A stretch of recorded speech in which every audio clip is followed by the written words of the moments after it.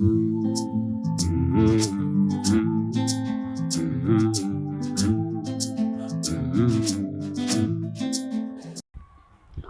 once again on Time with Lydia Cleland. This is your girl, Lydia Cleland. Today we have an interesting topic we are going to touch on. I'm sure it being a consensus of we, the Africans, as well as the Europeans or the Americans, name it. And today we want to find our answers. I'm sure you're going to learn a lot from this discussion, and I'm asking you to create time with your family and friends as we dive into this very issue. We're talking about racial marriage or distance marriage.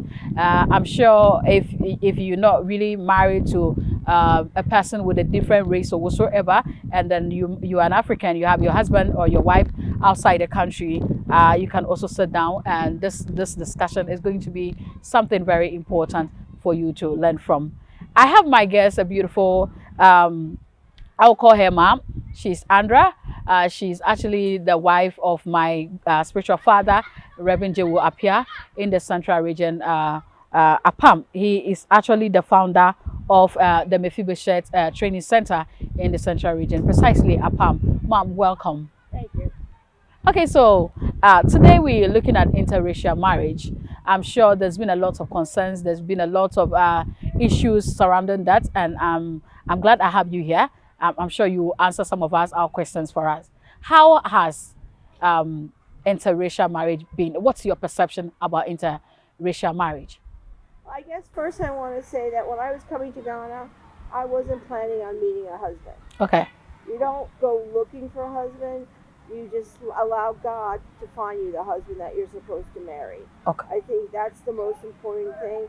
Like some people will say, okay, I'm going to marry right now. Well, maybe it's not your time to get married. You have to wait and see. Both me and my husband, we were 37 when we got married. And Okay. that's old by standards, but it's also when it's God's time to marry. Okay, so that brings the question: how did you meet him, your husband? I mean, I met him here in Ghana. He was associate pastor in the Victory Bible Church where I was going to school and where I was going to church, and he also was a school teacher. So he was able to help me with my ministry. okay. We have a school for, I was working with disabled children. And what I found here in Ghana is that children with disabilities, the parents have no support from anybody. And so even their family members are telling them to get rid of the children. So because he was a pastor and also a school teacher, and we started a parent family group. And then we realized that they needed some kind of schooling, and that's how the school started. Oh, beautiful. So with that being said, I would say that you met him literally in a Christian grounds. Yes. So Yes. the trust was there. Yes. The trust was there. What are the things that you've heard about interracial marriage? Because definitely you might have heard one thing or the other. I've heard like a lot of people are looking, like especially here in Ghana, a lot of them are looking to marry someone white so that they can get out of the country. And if you're looking for that, the marriage is not going to last. Okay. Because you're looking just to get out of the country. But if you really are looking for a marriage to work, you have to have other values besides, this is my way out of the country. Do you think that the intention of, like you're saying, some Africans or some Africans marrying for the other reasons of wanting to just get out of the country? I'm sure you've had probably, if you've not experienced it, you've had certain stories about that. Is it always like when they go, they just probably leave them, or sometimes you want to go to let's say US, but at the end of the day when you get there you got married to a white person? That was the intention though, but then at the end of the day you go and then you still keep the marriage going. And some people will just keep the marriage going just because, maybe they did fall in love, maybe they did, but I know a lot of them, once they get to America, it's falling apart. Everybody, I think what my biggest problem with most blacks is that they don't realize that when you go to America, you really have to work for your money. Yeah. You have to show up at 8 o'clock in the morning and stay till 4:30. You can't just go to work and then say, oops, I need to go to the market, and then come back to work. Or, oops, I'm finished, I'm going to the market and I'm going home. Here in America, you're expected to stay and work for hours. Okay. So now I want to deduce with what you're saying. I want to get a better understanding. Is it more of we sharing responsibility? Tell us about that. You know, when you get there, it's not about, okay, I am the man. Like in Africa, you get married to your man, and your man is the one probably taking care of everything, the kids, the home, and everything. But then over there, it looks to me like it's some sort of. So tell us about how it works over there. It is a whole, like a lot of times, because in America, both the husband and the wife are working. Okay. Sometimes the wife has the better job, so she has to work more, and sometimes it's the male. But in America, I think we do like 50-50 child raising, Okay. meaning that, all right, it's bathing time. The wife is preparing or finishing cleaning the dishes for dinner, so then the husband will take the children and help them with bath. You know, Okay. it's a shared responsibility. Okay. So there is. Would you say there isn't anything like the male superiority, that kind of stuff? I think it's less now. Okay. I think now in America it's more 50-50. You know, my parents' generation, it was more the male went to work and the wife stayed home and took care of the house. Okay. But now that's changing. Okay. So you being married to an African, let's just say he's mostly here and you are there. How has distant marriage been for you? What's your experience with it? I think here, like, when we're away, I always tell him what's going on. Okay. Like, we have conversations. We have a son. Okay. I also tell him if there's problems, what's going on with our son. So you have to be actively involved. Okay. You have to tell them what is going on. You have to also let them be involved even if the kids are not there. Okay. You know, and I always know that my son felt loved from both sides. Okay. You know? Even though he's not really much over there, he gets the same connection or connected to the dad. Yeah, and I know that when he comes here to Ghana, or when my husband comes to America, they're instant, they're bonding. It's not like, oh, you're my father. So what do you think has been the reason why the European keep small families? I think a lot of it is finances. Okay, tell us about that. Because I think in America, kids are expensive. Kids, you have to, all right, the schooling is free to high school, but you still have to pay for sporting events. You have to pay for clothing. They don't have school uniforms, a lot of them. Another thing is too, college education is very expensive. Okay. Very expensive. Okay. So basically, why that's the reason, or not like some of them don't even want to have kids. I mean, you meet a white person and he's like, some no. don't, and some don't want the burden of having kids are expensive. Some of it is for selfish reasons, you know, and then you have others that really want a child but can't have children, you know. Okay. So there are different reasons. Yeah. Exactly. Okay. So what I want to know is that's a very sensitive question, I must say. Literally, we all have certain times that you want to have intimacy with your spouse, and you are there, he is here. I'm not talking about you per se.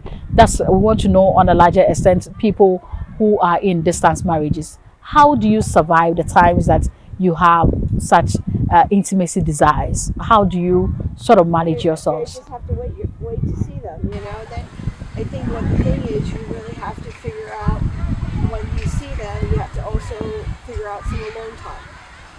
You know, right? Because here in the Canadian culture, everybody's in your house. Okay. So you almost have to figure out, all right, let's do something just the two of us. Okay. You know, here in Ghana, a lot of times, like, you know, yes, we have a car, but a lot of times when people go somewhere, Okay. their spouse stays home Okay. and they go by themselves. Okay. Okay. So I asked that question specifically because there over there we feel okay. excuse me, sex is not really a big deal for them. The way they portray it, it looks as if you can just even meet somebody and then you're good to go. But over here, we find it like, okay, let's just say you even have to marry me before you get to have that with me. On the I see, but yeah. then see, but you have to also look at your where your background is. Okay. I don't think in America, like at least none of my friends either, are like that. Sex is not just to go; it's who you're married to. Okay. Okay. So, um, there is this case of one what do you call musician in Ghana who is a black and got married to. I'm sorry, I'm using the black white, but we all get it. But here in Ghana, that's Yeah, very that's how. common. Yeah, In exactly, America, if you said that, that would cause other problems. exactly, And then exactly, and that's you have to realize your culture. exactly. So Yeah. that's just about it. And so, this guy got married to what do you call a foreigner, and at the end of the day, the whole brouhaha about the fact that he married the lady for the basis of wanting to travel and stuff like that. But then we will, you get somebody who will say, okay, like what I really want to ask is that, do you think the idea or the then thought of Africans just being inferior is so weird because that would be the only way where if we are the same, there is no point of you saying you're married to black or not. You think that racial stuff has come to a level where people don't see us as what it used to be. I actually don't want to use that word. No, but I honestly think everybody's created equal. So why are you doing this stuff? I don't think my husband's inferior to me. I think we're equal partners in the marriage. So you have to look at and I think some of it also, like I hate to say this, in the Ghanaian culture, the men are expected to do everything and are expected to have say. But sometimes your wife has a better idea. Yeah. So you have to listen to your wife. Okay. Because what she's saying really makes sense. Okay. And if it doesn't, and if you don't listen to her, there has to be communication. Okay. Okay. Yeah. So a lot of the times in our Ghanaian system, because I'm here, I've witnessed certain cases. It looks to me like over there, you cannot touch your husband, your wife. Okay, a husband cannot, let's just say, raise a voice and use certain words, abusive words, or probably even touch them or beat them. It's more rampant in Ghana, and so I want you to tell us, how is it there? I mean, like, how is it like over there with the marriage system?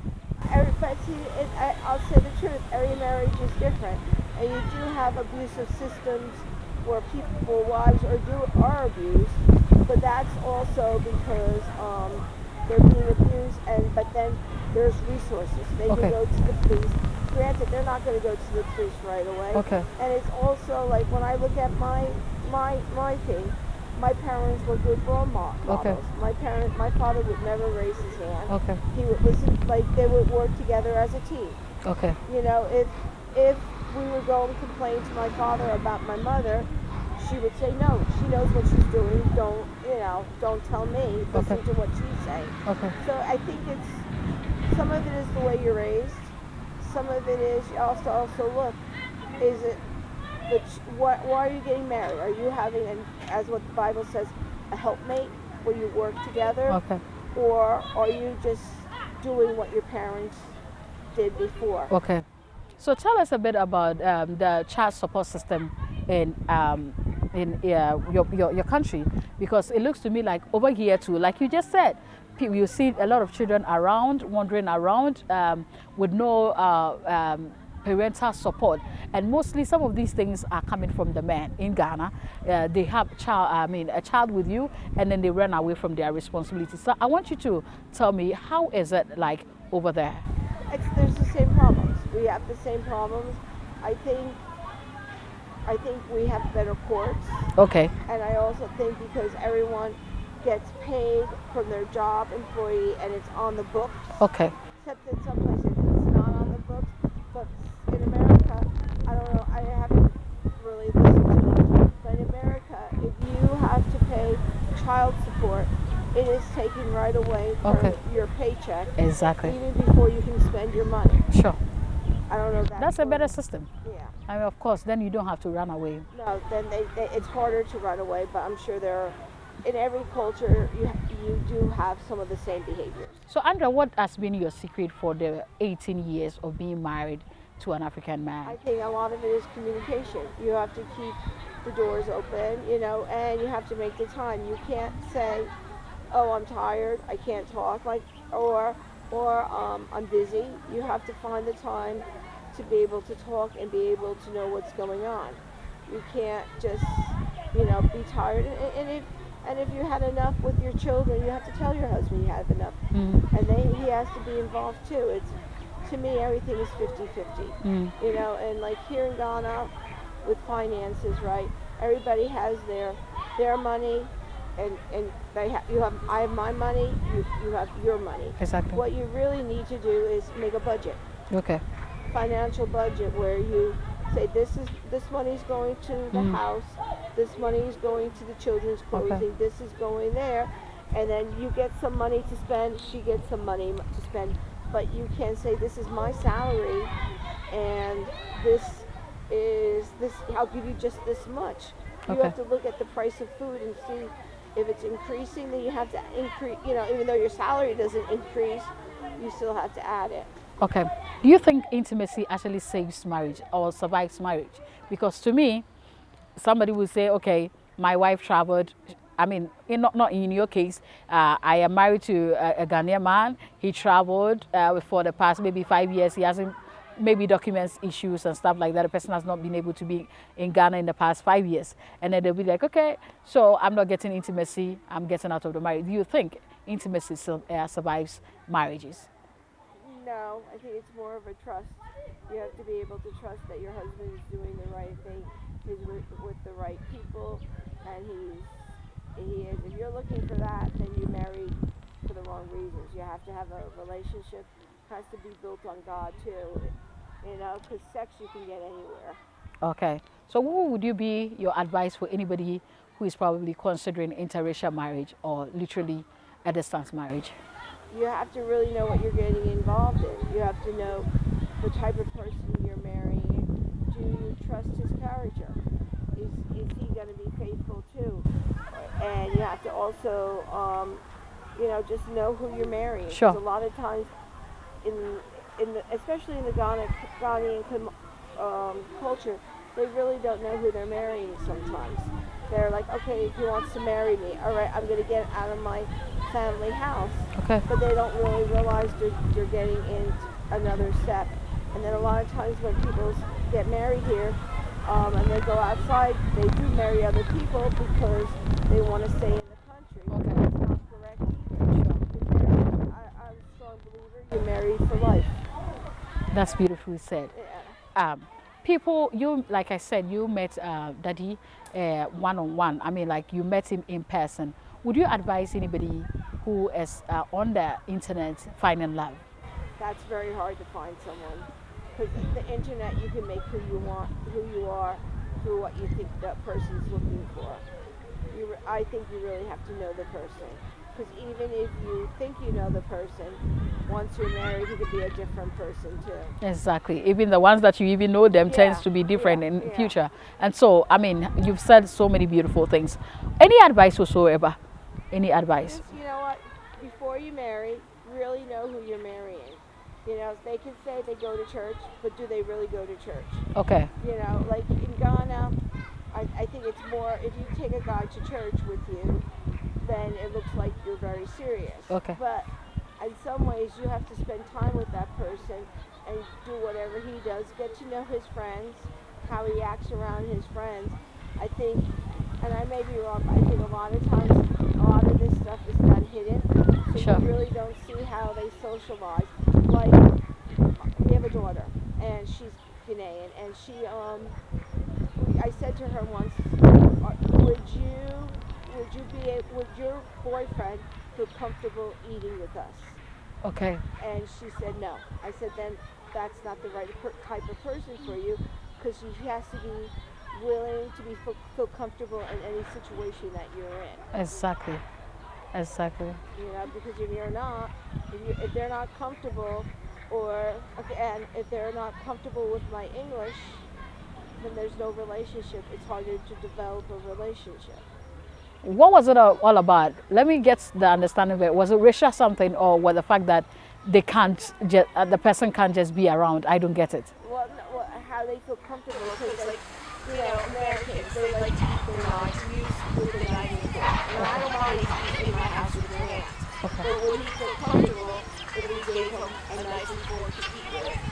Or would he not want to eat at our house because he would know that he should be using a knife and fork? Oh, You know what I'm saying? That I kind know. of stuff. okay. Every house has different routines. Some people only eat certain things, but if he doesn't feel comfortable doing what we're doing, then he's never going to want to come to the house with us. Okay, I get the point now. All right. So it's been very, very like beautiful talking to you because I get to learn one or two things and all that. It looks as if marriage has to, like you said, for the right reasons, for love. So when I said I wanted to marry somebody who is white, you're like, no, I'm certainly going. That's not what you marry. Yeah, I'm certainly going to marry for love, but I just want the color. Maybe I just want to raise some like racial, interracial I'll kids. say one thing: mixed marriage Yeah. have beautiful kids, but Yeah. that's not a reason. I to know, marry right? All right, so thank you very much. It's been an interesting topic. Today, we actually wanted to know. I mean, I'm sure you've gotten your answers. It's not all internet datings or relationship that is bad. It's, of course, the intention between the two. Right. That's what you said. And so, again, too, you can marry. If you marry for the good reasons, then, of course, it shouldn't be like when the man is away, you can't live for a long time without your spouse being around. If the connectivity is there, these are the things I have learned interacting with Andrea on on our show today.